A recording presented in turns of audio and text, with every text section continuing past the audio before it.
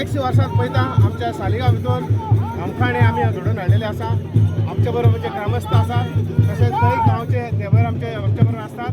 सालिगांव कारांगोट हे सगळे बरोबर आलेले हे सगळे सगळे लोक असतात आमच्या बरोबर। आणि हे आमखाण कितलीशीच वर्सां जाली आमच्या वडिलांनी पूर्वजांनी केल्ले आसा। तेन्ना हे आमचे ग्रामस्थ देवस्थान शर्वाणी वेताळ यांच्या बरोबर सांगणे करून तसे पंचायत देवस्थान ते बी घेऊन आम्ही हे आमचे आमखाण आम्ही घडून हाडटा।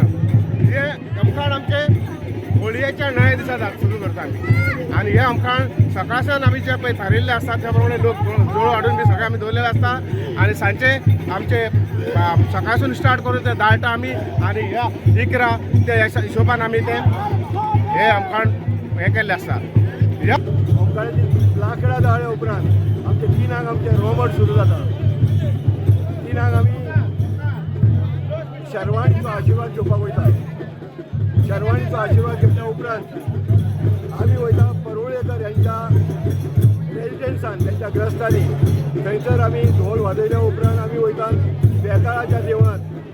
थंयसर बेताळाच्या देवळांत ढोल वाजयल्या उपरांत आमी थंयसर होळयेचो कोण नाल काडटा।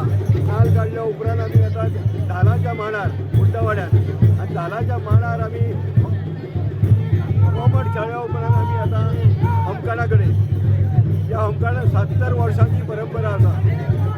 ह्या आमखाणाक वचपाक जाती धर्माचें कांय बंधन ना आनी तुमी कसलें व्रत करपा जाय जावं सवय रावपा जाय अशें कांय ना। सगळें आनी साळगांवांतलो एक हो बरो बरी परंपरा जी 70 वर्सांक चालू आसा। सगळ्या समाजांतल्या घटकांक सगळ्या जाती धर्माक